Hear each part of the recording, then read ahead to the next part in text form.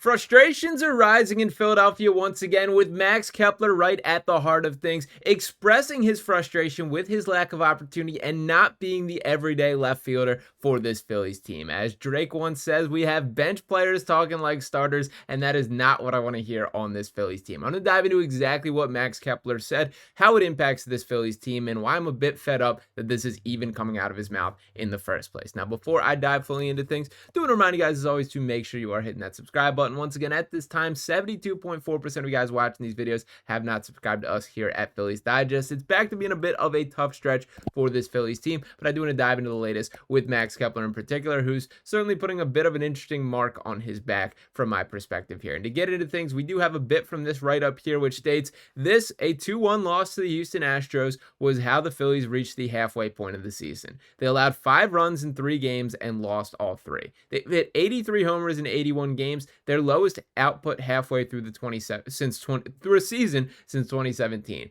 Their left fielder, the club's lone offseason hitting acquisition, played for the first time in 4 days and complained afterward about how the Phillies have misled him. The right fielder, who challenged his manager in front of the team earlier this month, ended the game with one of the most uncompetitive at-bats of the season. Not great signs there, guys. Not what we want to hear from this Phillies team. Now, for the Kepler thing specifically, I did want to get to the root of it. Is like, was this a quote that was misconceived? Was there something that was taken out of context that is making it look bad? But it does not quite seem to be the case. So to give the full context of that here, I do want to pull up this article from Phillies Nation, which writes, Max Kepler, like many of his Phillies teammates, is going through it. The left fielder is 2 for 24 since his last home run on June 16th. He returned to the lineup on Thursday with the Phillies facing right-handed starter Hunter Brown. He sat the previous 3 days against lefties. The Phillies in 2025 have faced a left-handed starting pitcher 24 times. Kepler has started in only 3 of those games. The first came within the first week of the regular season. The third was on May 30th against DL Hall, a lefty opener who pitched 3 innings before a right-hander, Quint Priester, came into the pitch the final 6 innings. It's notable because the Phillies signed Kepler to a 1-year deal in the offseason to be the club's everyday left fielder. Quote, our plans are to have him play every day, Dave Dombrowski said on December 20th. We think he can. Now, to continue on that, it writes, the Phillies since then have fully committed to their version of a platoon in left field. Kepler sits against lefty starters, but stays in the game against left-handed relievers. It hasn't worked. Kepler's right-handed platoon partners are combined 5 for 32 with 11 strikeouts, 7 walks, and 0 extra base hits against left-handed pitching. Kepler against lefties is 10 for 45 with 13 strikeouts, 3 walks, and 4 extra base hits. Wilson was optioned on June 19th to get regular at-bats in Lehigh Valley. Rookie Otto Kemp, an infielder by trade, has since replaced Wilson as Kepler's platoon partner. He is essentially learning the outfield on the fly after making only 7 starts at the position in AAA. Kepler, in his return to the lineup on Thursday, played his worst game of the season. He went 0 for 3 with a strikeout and a double play. He may have had a play at the plate on the bottom of the 8th inning on the eventual game-winning RBI single by Cam Smith, but he bobbled the ball in left. Afterwards, he has expressed his frustrations to the Athletic's Matt Gelb about, quote, not playing routinely. Quote, I was told I was going to be the everyday starting left fielder, Kepler said. Before this week, Kepler sat for consecutive games twice, when the Phillies faced back-to-back lefty starters against the Athletics at the end of May and the Pirates at the beginning of June. After being out of the lineup against lefty Colin Ree on June 10th, Kepler started 9 consecutive games from June 11th to June 21st. He went 8 for 35 with an 814 OPS in that span. Much of that production is front-loaded. Now, here's what I have to say about Max Kepler.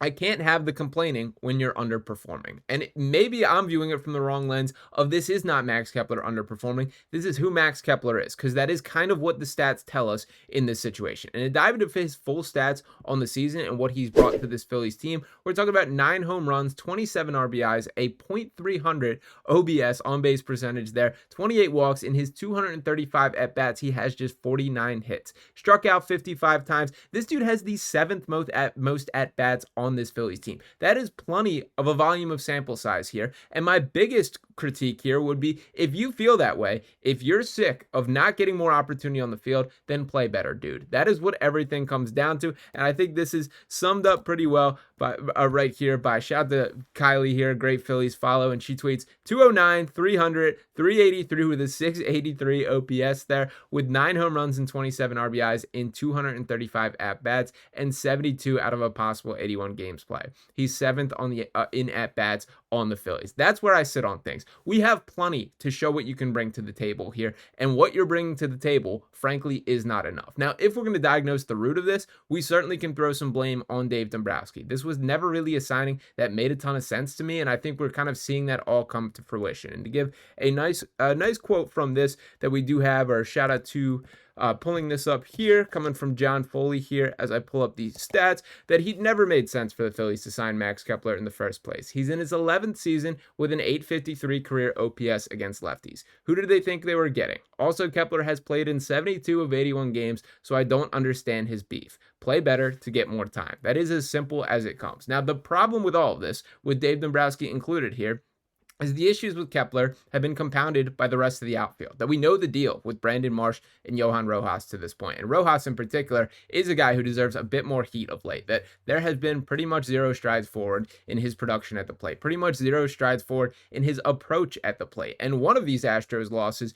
finishing the game off in the ninth inning with one of the least competitive at-bats of the season. And maybe competitive is not the right word. It was borderline malpractice in his approach up there. Getting a 2-0 count, looking like you're working a walk to bring Trey Turner to the plate there, that he chases what would have been ball 3 and ultimately ends up finishing the game out with Trey Turner waiting in the on-deck circle. That's not how baseball can be played. That's not how this Phillies team can be a legitimate contender. And with Marsh specifically, while he's been better of late, I don't know how sustainable this is, and I'm appreciative of the way that he has been tearing off the cover in this recent stretch, but we kind of know the deal with all these guys. But that brings it back to Dave Dombrowski.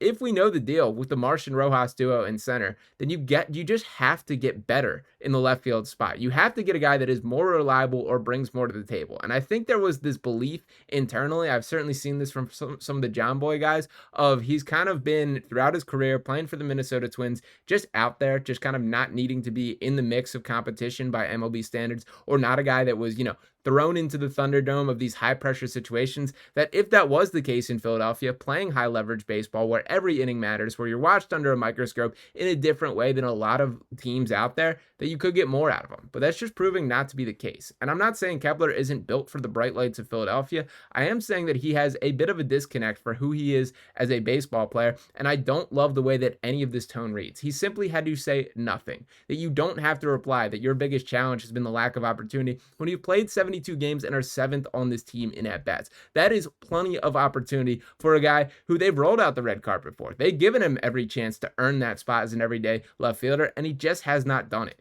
So to Kepler specifically, this should be a conversation between you and the mirror, my guy. That this is about you looking internally and figuring out how I can hit lefties better. How can I perform better to make sure that I'm earning that everyday left field spot? Because frankly, it is not coincidental that Otto Kemp has been called up to this major league team and they're forcing him to learn left field. That this is strategic by this Phillies team.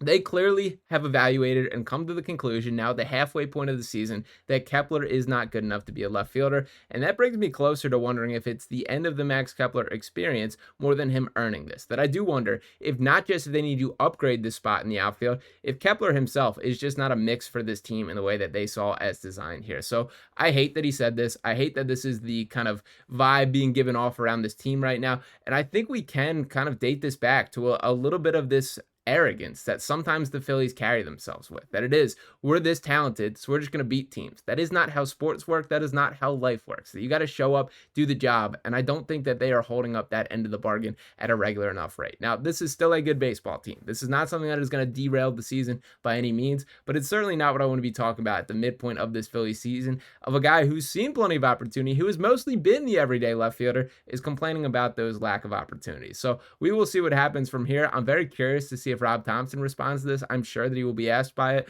maybe by our very own Luke Arcani, who will be down there on the beat if he is able to ask that type of question there. But I would love to hear what Rob's honest thoughts are on this, because I can't imagine this is what anybody in the organization really wants to hear coming out. But let me know what you guys think about all that in the comments. And is this the end of the Max Kepler experience here in Philadelphia? Drop those thoughts below. And as always, want to make sure you guys are hitting that subscribe button. Once again, 27.6% of you guys watching these videos are all that is subscribed to this point. So make sure you're hitting that button if you have not already. Dropping a like on this video here. Your thoughts below. I'll be back talking to you next time right here on Phillies Digest. Peace.